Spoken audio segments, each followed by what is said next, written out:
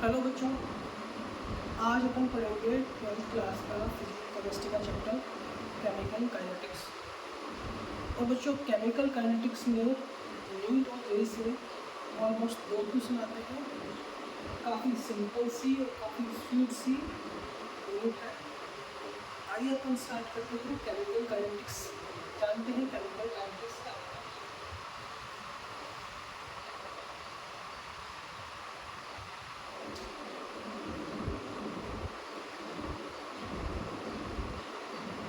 Chemical kinetics या हिंदी में इसको बोलते हैं, रासायनिक बोल देते हैं। तो देखिए बेटा, केमिकल काइनेटिक्स क्या होता है, अपन जनरली इसको डिस्कस करते हैं rate of reaction. Rate of reaction क्या होती है? तो देखिए बेटा, अपन डेफिनेशन के अकॉर्डिंग देखें अपन तो rate of reaction is equal to change in concentration of reactant as well as product upon time या फिर unit time. Rate of reaction क्या होगी बेटा? Change in concentration of reactant as well as product on time table. देखिए कैसे कोई reaction है, reactant convert होकर प्रोडक्ट बना रहा है, ठीक है बेटा। तो अगर इसकी रेट ऑफ रिएक्शन लिखेंगे, इस रिएक्शन में रेट ऑफ रिएक्शन हो जाएगी change in concentration of reactant. तो अपन इसको रेट ऑफ रिएक्शन में से लिखते हैं plus minus del C upon del T. यहाँ पे डेल क्या है? चेंज को डिनोट करता है। सी क्या है? कंसंट्रेशन। रिएक्टेंट की भी ले सकते हैं अपन, प्रोडक्ट की ले सकते हैं, वो नीचे क्या होगा? टाइम है। यहाँ पे प्लस माइनस क्या सूट होता है? देखिए बेटा ध्यान से देखिएगा, प्लस यहाँ पे प्रोडक्ट की जो कंसंट्रेशन है वो टाइम के साथ इंक्रीज हो रही है, तो इसमें प्लस साइन आएगा। और रिएक्टेंट की क्या है? कंसंट्रेशन टाइम के साथ डिक्रीज हो रही है, तो यहाँ पे माइनस साइन आएगा। और ये डेल साइन है, ये क्या है? एवरेज रेट ऑफ रिएक्शन है। डेल क्या है? वो बताता है एक बड़े चेंज को, एक लार्ज चेंज को बताता है। तो ये यहाँ पे रेट ऑफ रिएक्शन अपन ऐसे लिखते हैं। इसको आगे देखें तो ये इसको अपन ऐसे भी लिख सकते हैं, यदि रिएक्टेंट के रेस्पेक्ट में लिखें तो माइनस डेल आर और डेल टी, और ये इक्वल होगी बेटा minus del T upon del T, ठीक है। डेल आर को अपन क्या लिख सकते हैं? डेल आर क्या है? रिएक्टेंट की कंसंट्रेशन में चेंज, और चेंज क्या होता है बेटा? Final minus initial. तो अपन इसको ऐसे लिख सकते हैं R2 minus R1 upon T2 minus T1। और ये क्या आ जाएगा? नेगेटिव साइन, क्योंकि टाइम के साथ रिएक्टेंट की कंसंट्रेशन डिक्रीज होती है, और इक्वल टू प्लस ये वाला अपन लिखेंगे आगे P2 minus P1 upon T2 minus T1। ये तो एक सिंपल वे हो गया बेटा रेट ऑफ रिएक्शन को डिनोट करने का। और ग्राफिकल वे में अपन समझे, ये क्या है? कंसंट्रेशन है, इधर कंसंट्रेशन टर्म है वाई एक्सिस पे, और ये एक्स एक्सिस, ये क्या है? Y axis. तो टाइम के साथ क्या है? पहले रेट क्या है? वो काफ़ी हाई होती है और टाइम के साथ डिक्रीज होती जाती है, तो इसका ग्राफ ऐसे आता है। और ये अपन लिख सकते हैं रिएक्टेंट के बिहाफ में, ठीक है बेटा। और प्रोडक्ट के बिहाफ पे ऐसे लिखेंगे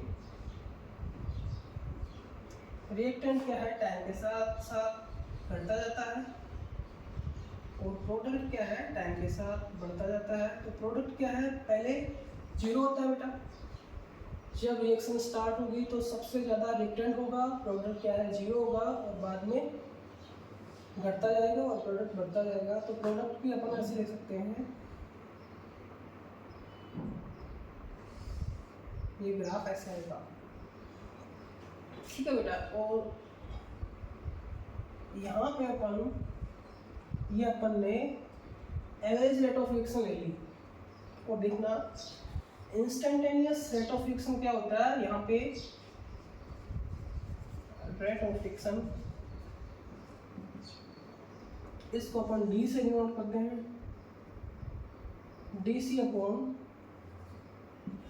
डी टी प्लस माइनस, और प्लस माइनस अपन को पता है यहाँ पे रिएक्टेंट की कंसंट्रेशन है, यदि प्लस ले तो प्रोडक्ट की कंसंट्रेशन में इंक्रीज टाइम के साथ, और माइनस क्या है, रिएक्टेंट की कंसंट्रेशन में डिक्रीज टाइम के साथ। और ये आ जाएगा बेटा same D R2 minus R1 upon T2 minus T1। तो देखिए बेटा, इंस्टेंटेनियस और एवरेज रेट ऑफ रिएक्शन में ज़्यादा ऑथेंटिक क्या होता है, ज़्यादा ऑथेंटिक होता है instantaneous rate of reaction. Instantaneous Hindi में अपन बोलते हैं तात्क्षणिक, और इसको बोलते हैं औसत, हिंदी में इसको बोलते हैं औसत एवरेज को, और इंस्टेंटेनियस को बोलते हैं तात्क्षणिक। ज़्यादा ऑथेंटिक बेटा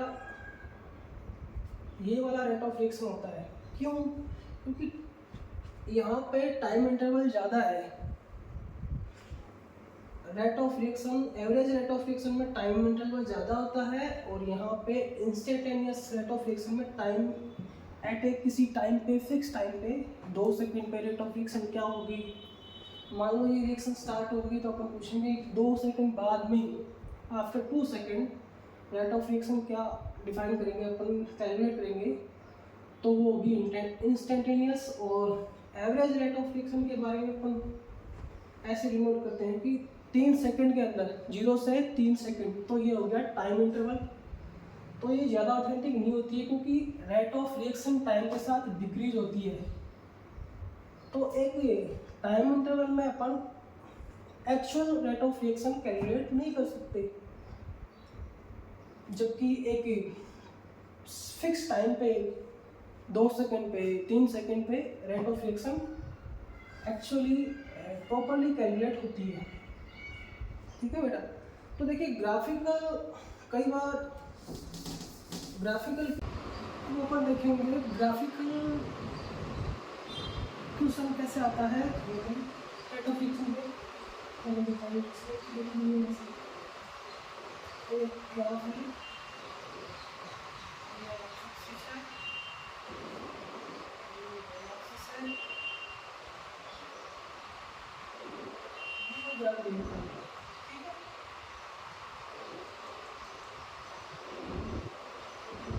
रिएक्टेंट के रेस्पेक्ट में है, टाइम है, रिएक्टेंट की कंसंट्रेशन टाइम के साथ डिक्रीज होते हैं, वो बताएंगे।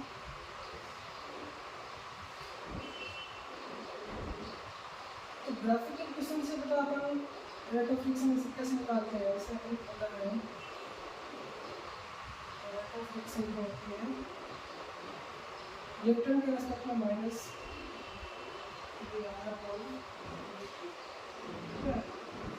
ये dr/dt को क्या बोलता है, इसका डिफाइन करता है कि t के रेस्पेक्ट में r में चेंज, t के रेस्पेक्ट r में चेंज क्या होगा, वो है रेट ऑफ रिएक्शन।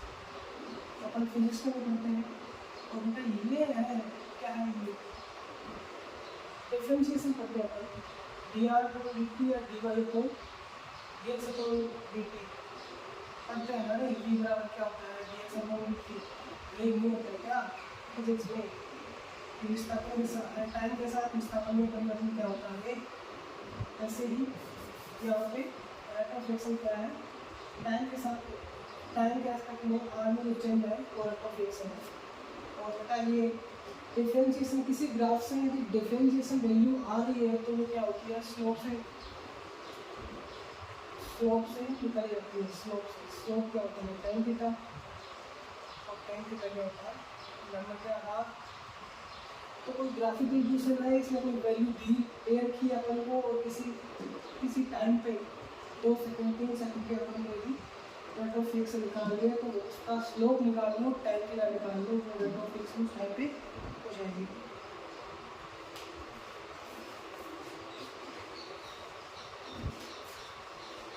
ठीक है बेटा, तो ये ग्राफिकल इक्वेशन से भी अपन रेट ऑफ रिएक्शन निकाल सकते हैं। देखिए एक जो मेन चीज है रेट ऑफ रिएक्शन है, वो हमेशा बैलेंस रिएक्शन के लिए कैलकुलेट करता है। हमेशा रेट ऑफ रिएक्शन है वो बैलेंस रिएक्शन के लिए कैलकुलेट की जाती है। ध्यान रखना पड़ेगा कि रिएक्शन बैलेंस है या नहीं है। जैसे एग्जाम्पल की फॉर्म में हमने ली हुई है अमोनिया,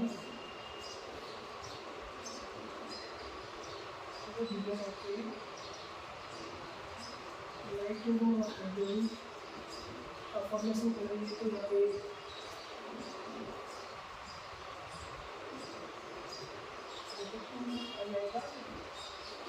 3 to 6 नाइट्रोजन 2 या बैलेंस हो गई। ठीक है बेटा, अब यहाँ अपन इस रिएक्शन के लिए रेट ऑफ रिएक्शन कैसे डिफाइन करेंगे तो ध्यान रखना होगा। रेट ऑफ रिएक्शन रिएक्शन के लिए अपन माइनस साइन यूज करते हैं क्योंकि रिएक्टेंट की कंसंट्रेशन टाइम के साथ चेंज होता है। तो डी माइनस की कंसंट्रेशन क्वांटिटी और इनकी सबकी रेट है, इसकी डिग्रेडेशन की रेट इसके इक्वल, इसकी फॉर्मेशन की रेट इक्वल, इसकी डिग्रेडेशन की रेट इसकी फॉर्मेशन की रेट इक्वल, इसकी फॉर्मेशन की रेट इसकी फॉर्मेशन की रेट इक्वल होता है। तो देखिए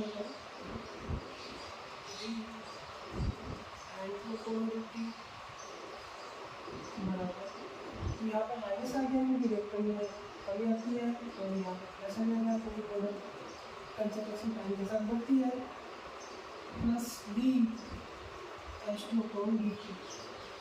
लेकिन अपन को यहाँ पर खास बात क्या ध्यान रखनी है, अपन को यहाँ पे खास बात ये ध्यान रखनी है कि पीछे जो अपन ने पढ़ा उसमें यहाँ पे स्टोइकियोमेट्रिक कोएफिशिएंट नहीं थे, लेकिन यहाँ पे देखो 2 या स्टोइकियोमेट्रिक कोएफिशिएंट है, यहाँ पे 3 या स्टोइकियोमेट्रिक कोएफिशिएंट है। तो रेट ऑफ रिएक्शन में स्टोइकियोमेट्रिक कोएफिशिएंट का क्या रोल प्ले होता है देखना है।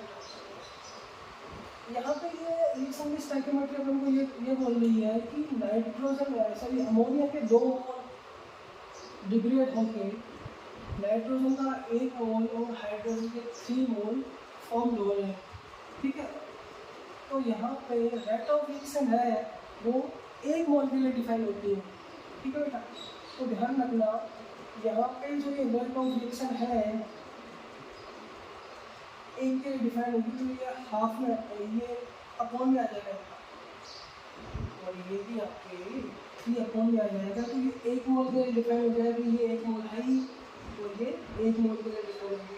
तो आपको बस ध्यान रखना है कि जो स्टोइकियोमेट्रिक कोएफिशिएंट यदि किसी रिएक्शन में मल्टीप्लाई में है तो रेट ऑफ रिएक्शन ये वो अपॉन में आ जाएंगे, और यदि अपॉन में है तो वो मल्टीप्लाई में आ जाएंगे। ये खास बात आपको ध्यान रखनी है।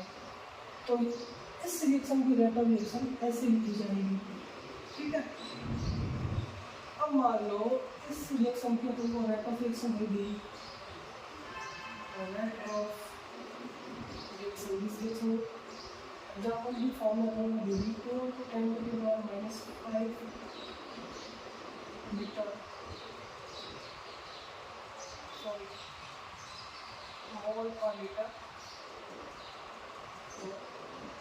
पर सेकेंड ये से और अपन को कैलकुलेट क्या करवा दिया, डिग्रेडेशन रेट ऑफ अमोनिया या फॉर्मेशन रेट ऑफ नाइट्रोजन या फॉर्मेशन रेट ऑफ हाइड्रोजन। तो देखिए बेटा डिग्रेडेशन रेट ऑफ अमोनिया ये होगी, ना कि ये पूरा। ओके, तो यहाँ पे अमोनिया के विघटन या डिग्रेडेशन की रेट क्या होगी, डी NH3/UT इक्वल टू, ये रेट अपन को दी हुई है, इसके इक्वल है -5, और ये यहाँ पे ऐसे थी। ठीक है बेटा, तो ये माइनस साइन के साथ इंक्लूड, माइनस साइन के साथ इंक्लूड, ये क्या है, अमोनिया के डिग्रेडेशन। डिग्रेडेशन मतलब अपन को नेगेटिव साइन ये बता रहा है कि ये डिग्रेड हो रहा है, कंसंट्रेशन टाइम के साथ इसकी कम हो रही है, डिग्रेड हो रही है। तो डी NH3/UT क्या होगा बेटा, ये 2 इधर मल्टीप्लाई हो जाएगा और 4 × 10⁻⁵ पर लीटर पर सेकंड। तो ये खास बात याद रखनी है कि जो स्टोइकियोमेट्रिक कोएफिशिएंट यदि मल्टीप्लाई में है तो रेट ऑफ रिएक्शन में अपोन में आ जाएंगे, और यहाँ पे रिएक्शन में यदि अपोन में है तो रेट ऑफ रिएक्शन में मल्टीप्लाई में हो जाएंगे।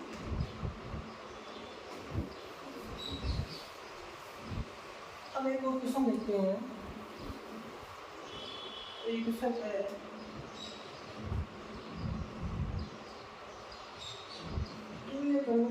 भी ला एक रिएक्शन है और ऐसे दे दिया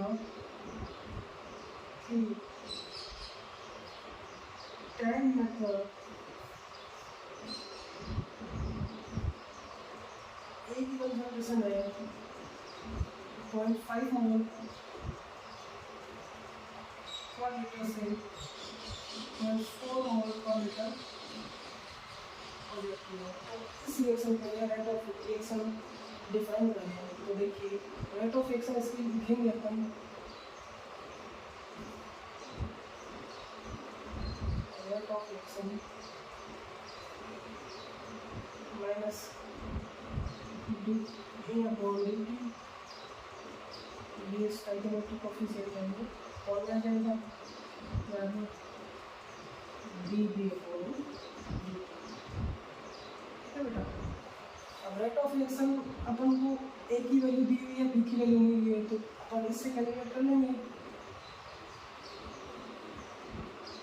रेट ऑफ रिएक्शन इस रिएक्शन इक्वल टू -1/2। ठीक है, फाइनल कंसंट्रेशन क्या है, -4 -0.5 अपॉन 10 मिनट है, इसको सेकंड में कन्वर्ट करने के लिए 6 से मल्टीप्लाई, तो ये क्या होगा बेटा, ये माइनस और ये -0.1 तो प्लस हो जाएगा, +0.1 अपॉन 2 × 10⁻60। इस पॉइंट को अपन यहाँ से हटाएंगे तो ये अपॉन में आ जाएगा 2 × 10⁻60 × 10। ठीक है, तो ये आ जाएगा 1/60/12 1 2 3 10⁻3, और ये ऊपर रहेगा 1/12 10⁻³ इसको अपन कैलकुलेट करेंगे। यहाँ पे अपन 100 बनाएंगे, 100/100 करेंगे। यदि आप अपन को 100 बनाएंगे तो नीचे भी 100, तो ऊपर जाएंगे तो ये -5 हो जाएगा। 12 का 100 का इजीली अपन डिवाइड कर सकते हैं। 8 4 3 8.3 into 10⁻⁵ मोल पर लीटर पर सेकेंड। ये